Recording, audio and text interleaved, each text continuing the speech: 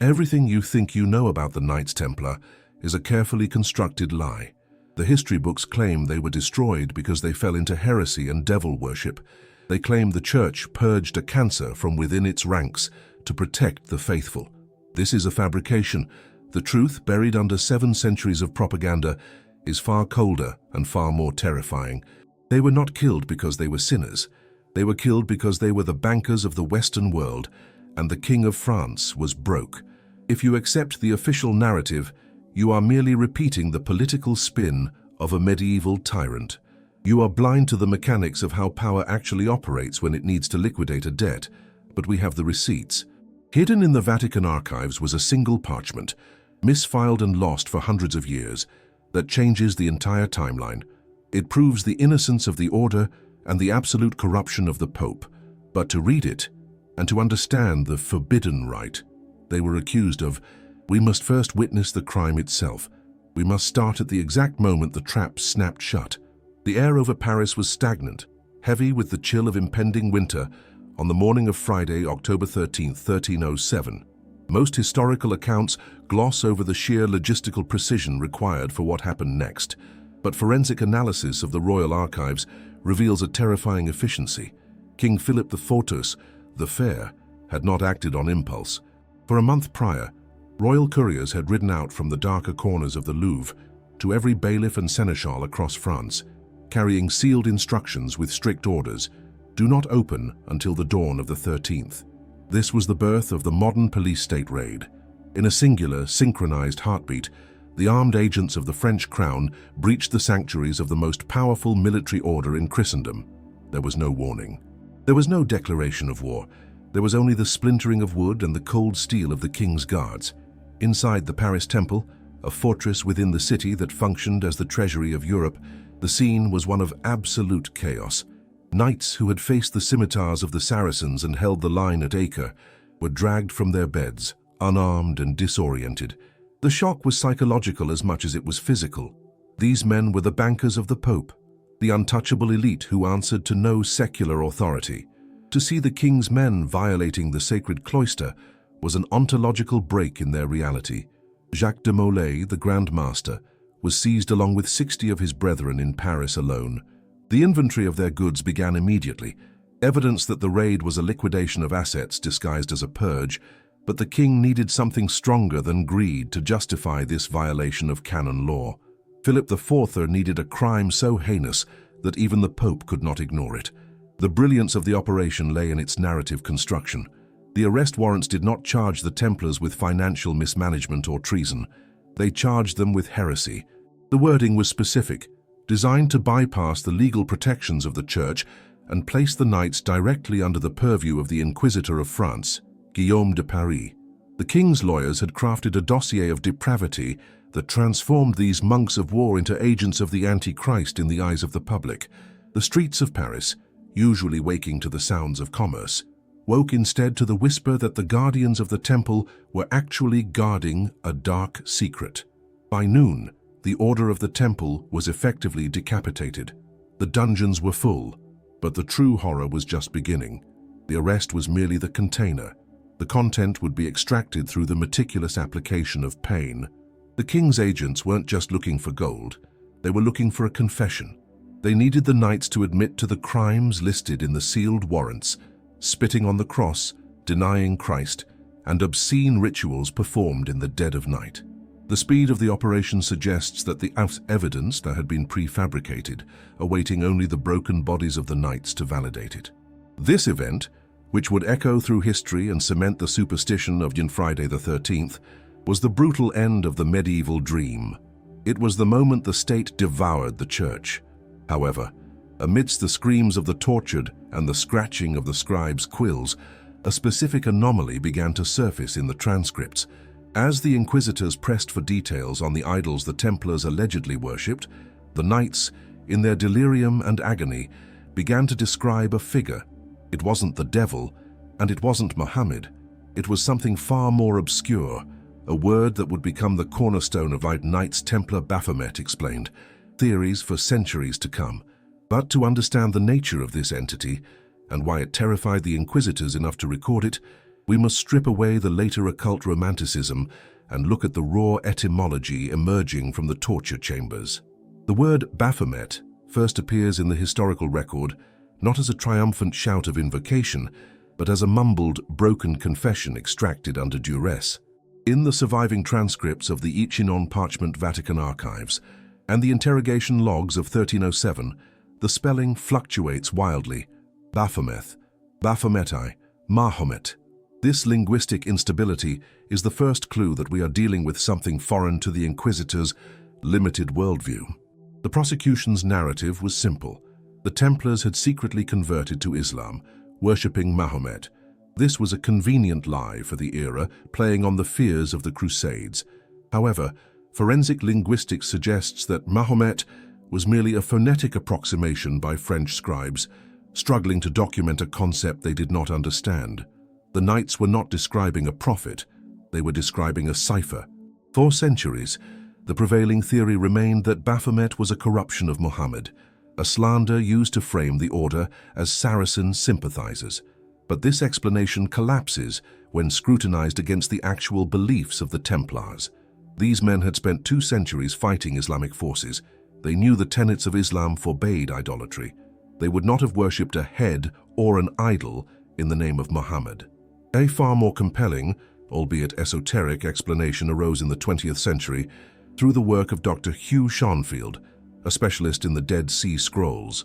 He applied the Atbash cipher, a Hebrew code substitution system used in the Old Testament, to the word Baphomet. When the name Baphomet is written in Hebrew letters and passed through the Atbash filter, it reveals a startling translation.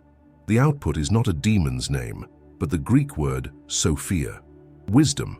This dramatically shifts the investigation from demonology to medieval Gnostic heresies. If the inner circle of the Templars was indeed venerating Sophia, they were not worshipping the devil.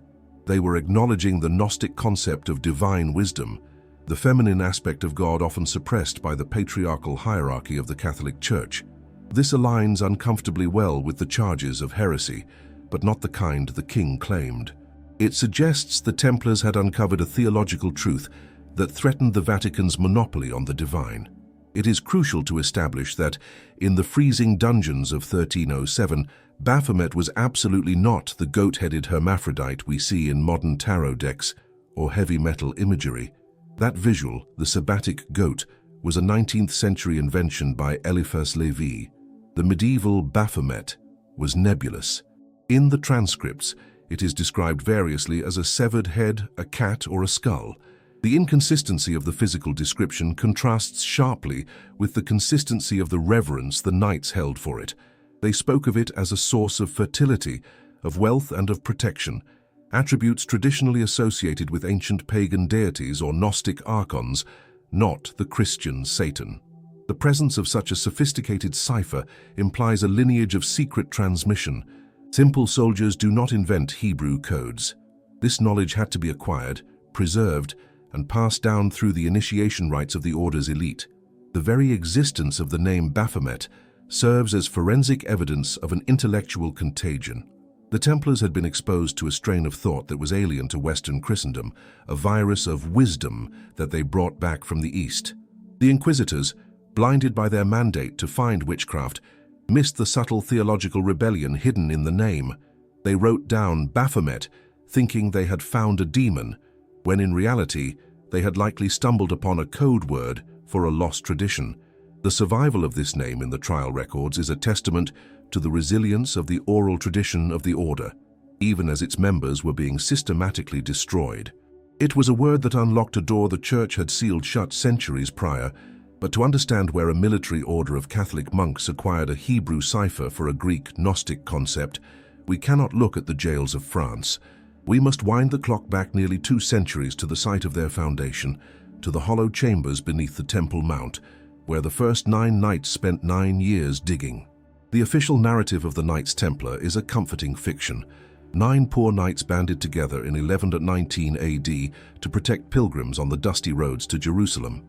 However, a forensic examination of their timeline reveals a glaring strategic anomaly. For the first 9 years of their existence, these poor fellow soldiers of Christ did remarkably little patrolling. Instead, they were granted exclusive residency by King Baldwin II in the Al-Aqsa Mosque, situated directly atop the ruins of Solomon's Temple. They isolated themselves within the Temple Mount, barricading the gates and conducting extensive subterranean operations. They were not guarding the roads, they were excavating the past. In the 19th century, a Royal Engineers expedition led by Lieutenant Charles Warren discovered the physical evidence of this operation. Warren found vertical shafts and tunnels dug beneath the Temple Mount that predated his own arrival, but postdated the Roman destruction. Among the debris were spurs, lance heads, and a Templar cross. This archaeological smoking gun confirms that the knights were digging toward the Holy of Holies. The question is not if they found something, but what they found. It is highly improbable that they discovered the Ark of the Covenant or gold bullion, which would have been looted centuries prior by Romans or Muslims. The true treasure was almost certainly information, scrolls, genealogies, or geometric knowledge buried before the diaspora. During this incubation period in the Levant, the Templars underwent a radical cultural osmosis. Living on the frontier of Christendom, they were in constant diplomatic and military contact with Islamic sects, specifically the Sufis and the Nizari Ismailis, the Order of Assassins. These groups practiced a form of spirituality that emphasized gnosis, direct knowledge, over legalistic ritual. The Assassins, led by the Old Man of the Mountain, operated with a hierarchy remarkably similar to the one the Templars would adopt: Grand Master, Priors, and Knights. It is technically unavoidable that the Templars absorbed the concept of the batin, the hidden esoteric meaning behind the literal religious text. This exposure to Eastern mysticism likely merged with the dualistic beliefs of the Cathars, many of whom came from the same regions in France as the founding Templars. This syncretism created a unique theological hybrid. While outwardly they remained the mailed fist of the Pope, inwardly they were becoming the custodians of medieval Gnostic heresies. They began to view the material world not as a kingdom to be ruled, but as a prison to be transcended. The architecture they built upon their return to Europe, the Gothic cathedrals, encodes this sacred geometry, a silent testament to the knowledge retrieved from the darkness of Solomon's stables. The transformation was subtle. The rough, illiterate soldiers who entered Jerusalem returned to Europe as sophisticated bankers, diplomats, and architects. They had uncovered a secret that gave them leverage over the church itself. They secured the Omni Datum Optimum bull from the Pope, granting them total immunity from all secular and ecclesiastical laws except those of the Pope himself. They had become a state within a state, armed with a heresy that looked like extreme piety. However, this hoarding of secret knowledge and material wealth created a dangerous imbalance. They possessed the secrets of the East and the gold of the West. They had become the creditors to kings, financing wars and building the infrastructure of medieval Europe. They were untouchable, or so they believed. But in the feudal system, debt is a more powerful motivator than faith. The Templars had forgotten that their immunity depended entirely on the strength of the papacy and the goodwill of monarchs. By the early 14th century, the geopolitical tectonic plates were shifting.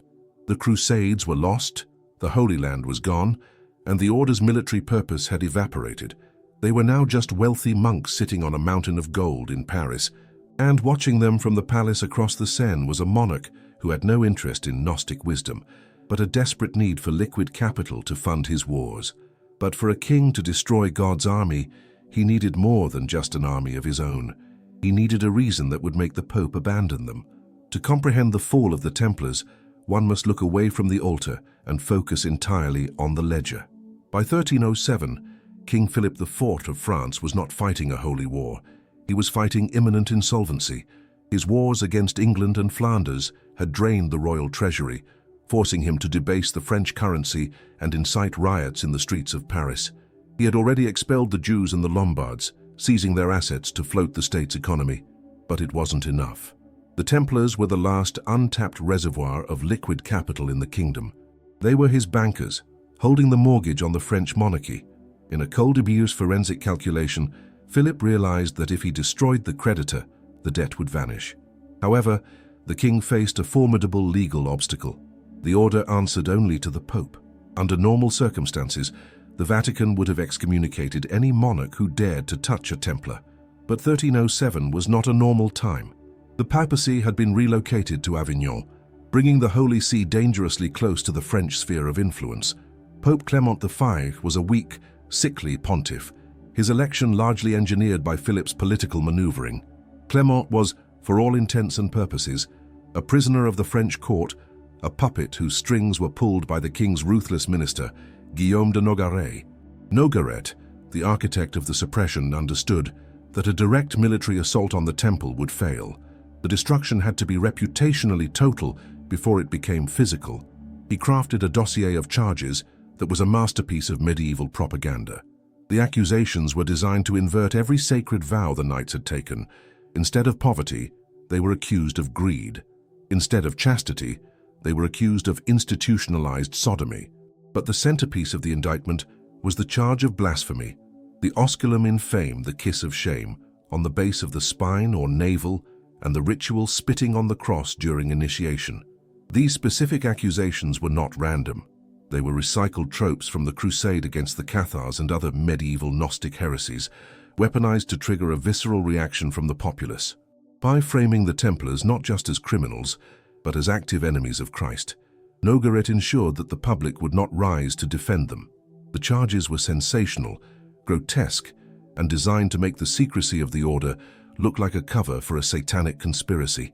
It was a state-sponsored hit job, a hostile takeover disguised as a religious purge. The tragedy of Pope Clement V is documented in his vacillation. He initially attempted to suspend the Inquisition's proceedings, sensing the king's overreach. But Philip was relentless, using the threat of a posthumous heresy trial against the Pope's predecessor to blackmail Clement into compliance. The Pope eventually issued the pastoral letter, Pastoralis Preeminentiae, instructing all monarchs in Europe to arrest the Templars. It was a capitulation that sealed the fate of thousands of men. The spiritual authority of the Church had been weaponized by the secular need for cash. We must recognize that the vast majority of the evidence collected during this period was produced by the Inquisition's specific methodology. Ask a question, apply the red-hot iron, receive the answer. Yes, the confession was a product of the torture, not the truth. The uniformity of the confessions, knights in different prisons admitting to the exact same bizarre rituals, was cited by the king as proof of a widespread conspiracy. In reality, it was proof of a standardized interrogation script provided to the torturers, yet history is rarely black and white. For centuries, the narrative held that Clement V completely betrayed the order to the wolves, but a critical piece of evidence, lost in the labyrinth of the Vatican secret archives for 700 years, tells a different story. It suggests that the Pope knew the charges were fabricated and tried, in secret, to save the order from the king's wrath. But to read this acquittal, we must unroll a fragile document that was misfiled in the wrong box, hiding the true judgment of the Church until its rediscovery in 2001. For 700 years, historians operated under the assumption that the Catholic Church had condemned the Knights Templar as unrepentant heretics. This narrative stood unchallenged until September 2001, when Dr. Barbara Frail, an Italian paleographer, stumbled upon a misfiled document within the Chinon parchment Vatican archives. The parchment, reference number D217, had been lost not to history, but to bureaucratic incompetence, wrongly catalogued in the 17th century. Its recovery acts as a forensic bombshell, completely rewriting the legal reality of the Templar trials. This document confirms that Pope Clement V sent his own cardinals to the castle of Chinon in August 1308 to interrogate Jacques de Molay and the order's hierarchy, bypassing the king's torturers. The contents of the Chinon parchment reveal a secret history that Philip IV desperately tried to bury.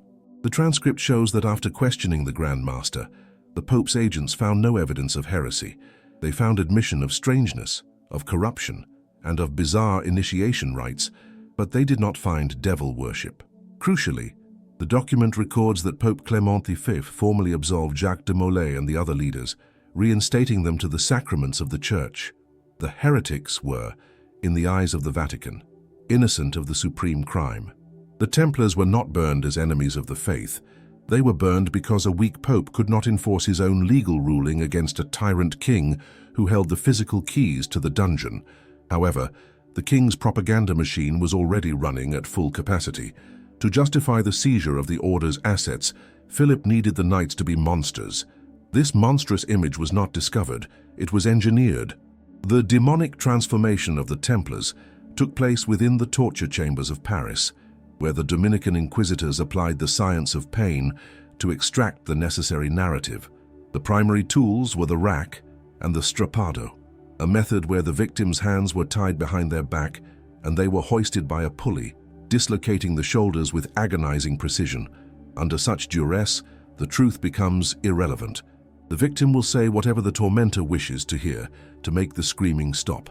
Forensic analysis of the confession transcripts reveals a disturbingly standardized pattern. The knights did not volunteer information about Knights Templar Baphomet explained. They affirmed leading questions. The inquisitors worked from a prepared script. Did you worship an idol? Was it a head? Did it have glowing eyes? The demon, Baphomet, was constructed sentence by sentence, a collaborative fiction born between the agony of the knight and the quill of the scribe. The inconsistencies in the descriptions, some saying the head was wood, others silver, others flesh, betray the lack of a real, unified idol. They were hallucinating details to satisfy the specific fetishes of their interrogators. The tragedy lies in the reality of the confession. These were hardened warriors who had endured the deserts of the Holy Land, yet they were broken by their own countrymen. The Chinon parchment proves that the head of the church knew the confessions were false. Clement V knew the idol was a fabrication of the torture chamber, yet he allowed the Jacques de Molay execution to proceed years later, sacrificing justice for political survival. The document remained hidden, a silent witness to the fact that the Templars died as Catholics in good standing, betrayed by the very institution they swore to protect. The fabrication of the demon served its purpose. It dehumanized the knights, stripping them of their sanctity and reducing them to sorcerers in the public imagination. The inquisitors successfully projected their own theological nightmares onto the blank canvas of the Templar secrecy.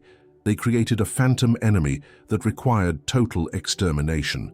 But even in the midst of these fabricated confessions, specific details emerged that seemed too obscure to be mere inventions of the torture rack.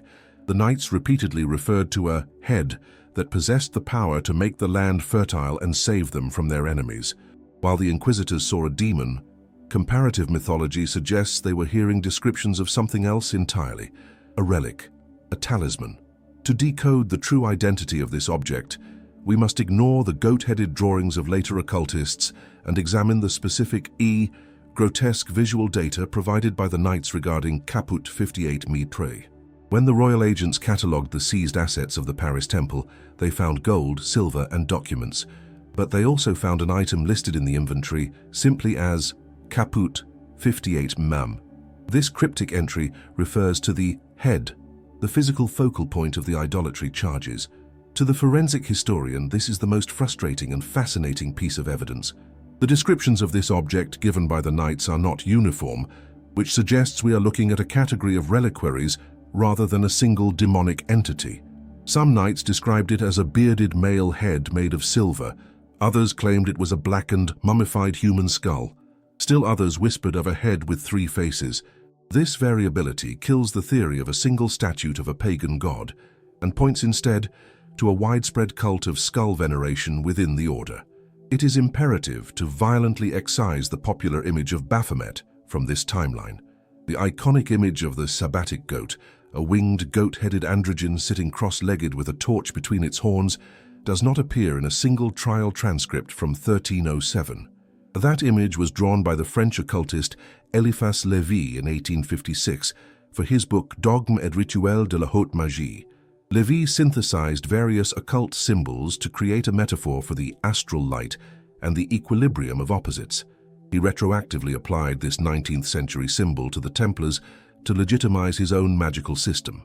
Therefore, 99% of modern documentaries using the goat image to explain Knights Templar Baphomet explained are historically illiterate. The Templar Baphomet was not a goat, it was almost certainly a human head. So what was Caput 58 Mam? The most plausible academic theory connects the bearded head to the mandilion or the shroud of Turin. The Templars were known collectors of high-value relics. If they possessed the burial shroud of Christ, folded so that only the face was visible, it would match the description of a bearded man venerated in secret chapters. This theory is supported by the discovery of the temple comb head panel in a Templar cottage in England, a wooden painting of a face bearing a striking resemblance to the figure on the shroud. If this is true, the idolatry was actually the hyper-veneration of the ultimate Christian relic, misunderstood by low-ranking knights and twisted by inquisitors into demon worship. However, we must also consider the darker, necromantic angle found in medieval grimoires. The legend of the brazen head was popular in the 13th century, a mechanical or magical automaton capable of answering questions. The charges claimed the Templar head could prophesy and make the trees bloom. This attributes agency to the object, moving it from a passive relic to an active talisman. In the context of medieval sorcery, owning a prophetic head was a specific type of necromancy believed to involve trapping a spirit within a skull. The Inquisitors framed the Templar relic in this light to categorize their secret rites as witchcraft. The three-faced description provided by some knights offers another link to the Chinon Parchment Vatican Archives narrative. It suggests a misunderstanding of the Trinity, or a Gnostic representation of time, past, present, future, or the three stages of initiation. The terror of the Inquisitors stemmed from the fact that the Templars were directing their worship toward an object that was not the Eucharist. In the medieval mind, bypassing the body of Christ, the wafer, to worship a head was a rejection of the Church's mechanism of salvation. We are left with a composite image, a silver-encased skull, perhaps of a saint, perhaps of an unknown master, or perhaps a painted representation of Christ himself. The idol was likely a reliquary containing the remains of one of the 11,000 virgins of Cologne, a confirmed Templar holding, or a patron saint, but under the pressure of the torture chamber, a reliquary became a demon. The knights, desperate to please their captors, embellished the description of their holy relics until they sounded like the monsters of folklore. But if the head was simply a misunderstood relic, how do we explain the behavior of the knights during the initiation itself? The accusations of spitting on the cross were too specific and confessed by too many unconnected knights to be entirely invented. There was a ritual occurring in the dark, and it followed a logic that shattered the boundaries of Orthodox Catholicism. Of all the charges leveled against the order, the abjuratio, the denial of Christ and the spitting on the cross, is the most persistent and the most damning. While the descriptions of the head varied wildly, the confession of this specific act of desecration appears with a disturbing frequency across independent testimonies in France, Italy, and England. The consistency suggests that this was not merely an invention of the torturers, but a distortion of an actual rite that took place within the sealed chapters of the Templars. The forbidden rite was real, but to interpret it as simple Satanism is to view medieval psychology through a modern, simplistic lens. We must analyze the ritual mechanics to understand the intent. The most pragmatic theory, often cited by military historians, is the Peter test. The Templars were the special forces of their day, operating deep behind enemy lines. They knew that capture by Islamic forces often meant a choice: convert, desecrate the cross, or die. Some historians argue that the spitting ritual was a form of survival, evasion, resistance, and escape, seer training. The recruit was forced to simulate apostasy under duress to prove that his obedience to the Grand Master superseded his fear of damnation. He was taught to deny with the mouth, but confess with the heart, a strategic flexibility derived from the Islamic principle of taqiyya, precautionary dissimulation. However, a deeper forensic analysis points toward the medieval Gnostic heresies that the Templars encountered in the East. In the Gnostic tradition, particularly Docetism, it was believed that Christ was a being of pure light and spirit, and therefore could not have been crucified in a physical body of flesh and blood. To a Gnostic, the wooden cross is not a holy object. It is an instrument of torture and a symbol of the material world's cruelty. By spitting on the cross, the initiate wasn't insulting Jesus. He was rejecting the idol of the crucifix, the material object, to affirm the formless, spiritual reality of the divine. This fits the description of the head as Sophia, new wisdom. Abstract, bodiless knowledge. The ritual also functioned as a psychological break. In high-stakes cults and military units, the initiation must traumatize the recruit to sever their ties with their former life. By forcing a pious Catholic knight to perform the ultimate taboo, desecrating the Savior, the order made him complicit in a secret crime. This created a bond of shared guilt and absolute reliance on the brotherhood. Once a knight had spit on the cross, he could never return to normal society. He belonged body and soul to the temple. The osculum infame, the kiss of shame, served a similar purpose, total humiliation to destroy the ego, making the knight an empty vessel to be filled by the order's will. The Chinon Parchment Vatican Archives supports the idea that the Pope understood this nuance. Clement V viewed the ritual not as heresy, but as a corruption of discipline, a vulgar hazing tradition that had gotten out of hand. He was prepared to assign penance, not the death penalty. He recognized that the intent was not to align with the devil, but to harden the soldier. The tragedy is that the subtlety of this distinction was impossible to explain to a 14th century public or a bankrupt king looking for a scapegoat.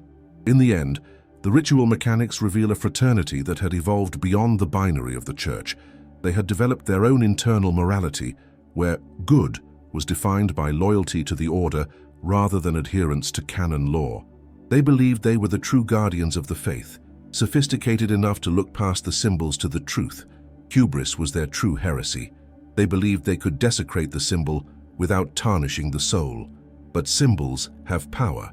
By acting out the rejection of Christ, they gave King Philip the ultimate weapon. The stage was set for the final act of the tragedy, where the Grand Master would finally realize that no amount of secret wisdom could stop the flames rising on the Ile de la Cité. The final act of the Templar tragedy did not occur in a courtroom, but on a small muddy island in the Seine known as the Ile des Juifs. The date was March 18, 1314. 7 years had passed since the Dawn raids. 7 years of torture, diplomatic stalling, and the slow disintegration of the order's reputation.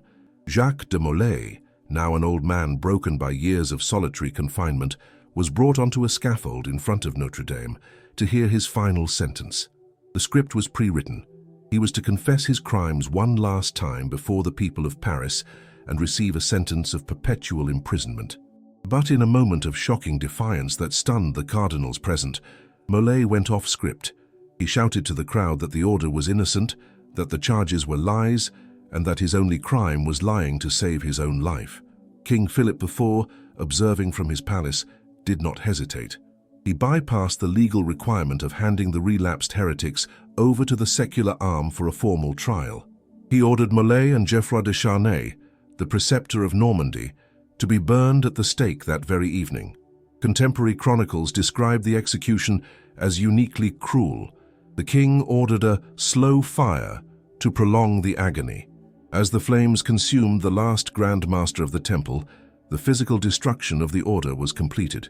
However, it was at this precise moment that the Jacques de Molay execution ceased to be a political event and became a supernatural one in the collective psyche of Europe.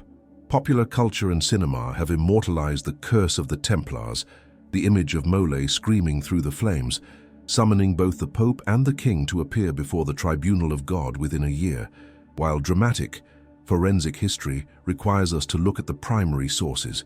The Chronicle of Geoffroy de Paris, an eyewitness gangster, records Molay's final words as a prayer for justice, stating that God will avenge our death. He did not cast a spell, he invoked divine retribution. Yet, the distinction is academic, because the universe seemingly obeyed the command with terrifying precision. The timeline of the aftermath acts as the ultimate validation of the myth.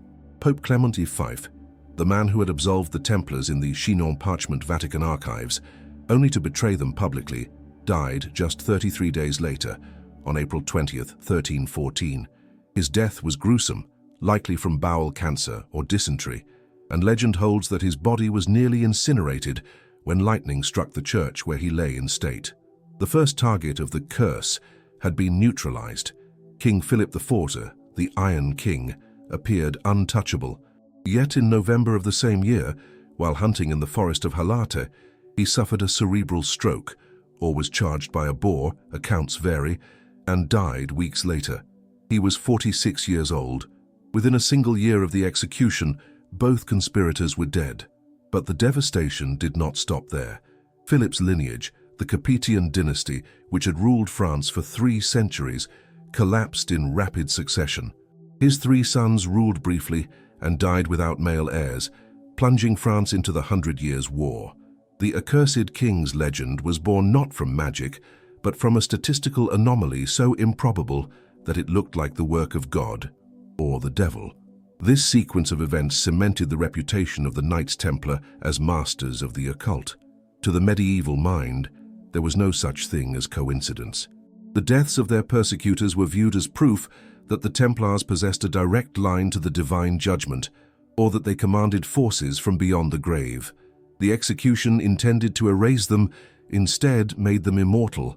It transformed a military order into a ghost story that would haunt the European consciousness for 700 years. The physical order was ash, blowing across the Seine. The gold was seized, though much of it allegedly vanished. But the idea of the Templars could not be burned. It retreated into the shadows of the human mind, evolving from a historical reality into a psychological archetype. The head they worshipped was no longer a physical object, but a symbol of a deeper internal process that modern psychology would later attempt to map. But to understand why the Templar myth resonates so powerfully today, we must leave the history books and enter the domain of the unconscious, where the idol represents the part of ourselves we are most afraid to face. To fully exorcise the ghost of the Templars, we must step out of the archives of 1307 and into the clinic of the 20th century. The persistence of the Baphomet myth, why it refuses to die, why it mutated from a medieval confession into a global icon of the occult, cannot be explained by history alone. It requires the forensic psychology of Carl Jung.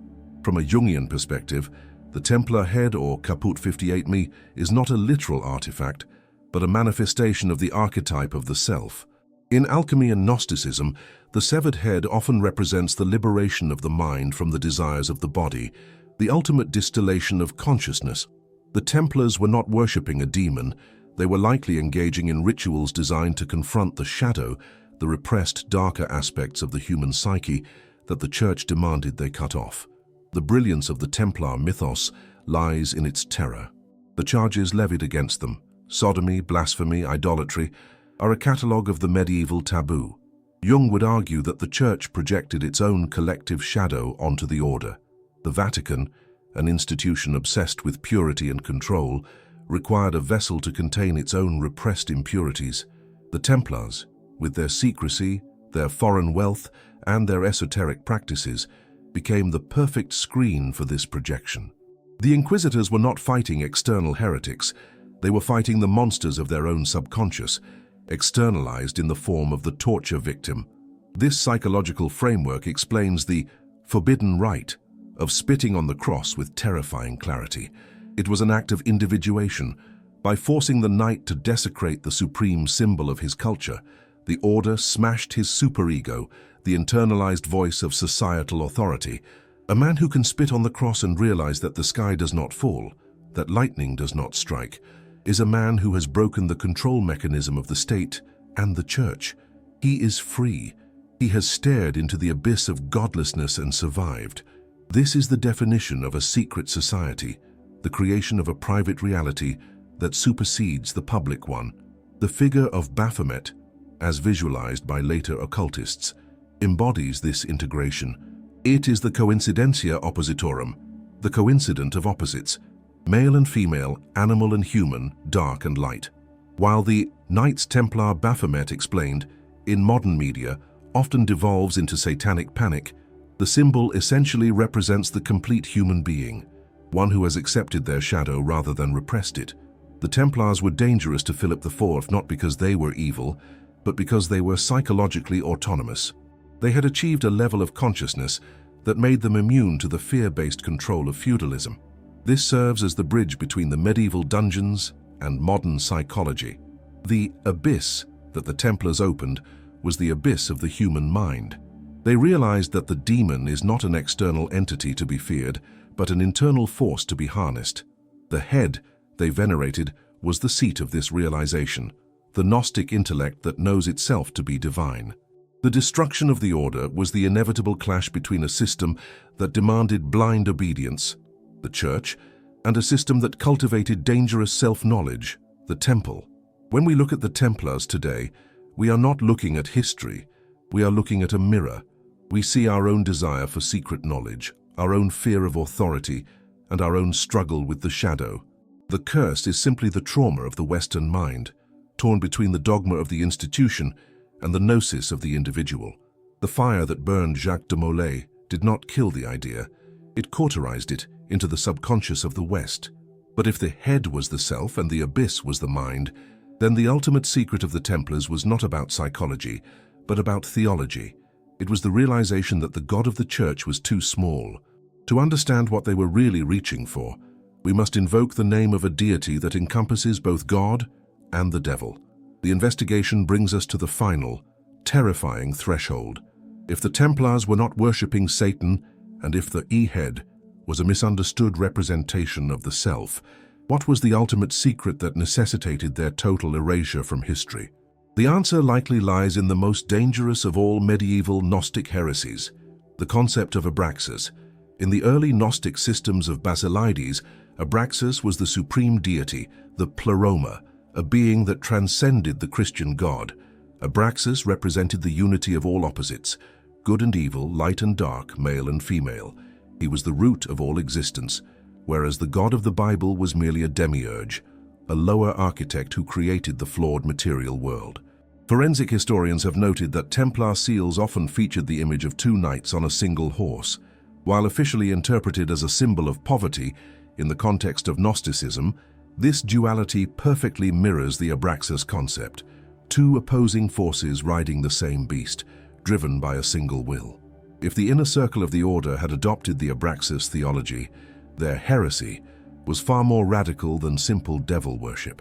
They believed that to reach the true divine, one had to accept the totality of existence, including the evil that the Church called the devil. They weren't rejecting God. They were rejecting the Church's limited definition of God. This explains the forbidden rite of spitting on the cross in its entirety. It was not an act of hate, but an act of transcendence. To reach the high God, Abraxas, one had to step over the symbol of the suffering man, Jesus, and the instrument of his torture, the cross. They viewed the crucifixion not as a saving act, but as a tragedy of the material world that the initiated knight had to surpass. This is the ultimate gnosis knowledge that renders the external hierarchy of bishops and popes irrelevant. If a man can access the divine directly through secret rituals and internal alchemy, he has no need for a priest to mediate his salvation. This was the true threat. The Knights Templar were not killed because they were corrupt bankers or secret Muslims. They were killed because they had become a church within the church, a spiritual aristocracy that had discovered that the Vatican was unnecessary. They had privatized salvation. In a feudal system where the church's power relied entirely on being the sole gatekeeper to heaven, the Templars' existence was an existential threat to the structure of Western civilization. The idol they were accused of worshipping was likely a code for this forbidden knowledge. The head represents the mind that has been liberated from dogma. The Inquisition was right about one thing. The Templars did have a secret, but it wasn't a secret plan to destroy the world. It was a secret understanding of how the world actually works. They knew that the devil was just the shadow of God, and that true power comes from integrating both. History is written by the victors, and the victors wrote that the Templars were sorcerers, but the forensic evidence, the Chinon parchment Vatican archives, and the strange testimony of the knights paint a different picture. They were the victims of their own enlightenment. They flew too close to the sun of ancient wisdom, and their wax wings, made of gold and arrogance, melted. The Templars died in the flames of 1314, but the question they posed remains: is the institution of the Church the only path to God, or is there a back door hidden in the dark, guarded by a head that speaks only to those brave enough to ask? The abyss they opened has never truly closed. The fires of 1314 consumed the bodies of the Knights Templar, but they failed to incinerate the dangerous idea they represented. History teaches us a brutal lesson. The man who holds the keys to the treasury and the secrets of the temple will always be the enemy of the man who sits on the throne. The Templars were merely the first casualties of a silent war that continues to this day, the war between the institution that demands blind obedience and the individual who seeks direct knowledge. They looked into the face of Baphomet and saw not a demon, but a reflection of the human condition, a terrifying complexity that cannot be ruled by simple laws or binary morality. We are left with the uncomfortable realization that their heresy was likely a higher form of sanity, and that the reality we accept today was built on the lies of the victors who burned them. So, I leave you with this question to carry into the dark. If the guardians of the temple discovered that the Holy of Holies was empty, and that the divine power must be found within the self, are you brave enough to enter your own internal abyss? Or will you, like the king, burn everything that threatens your illusion of control? To continue this investigation into the forbidden history of the human mind, subscribe. The archives are open, and the abyss is waiting.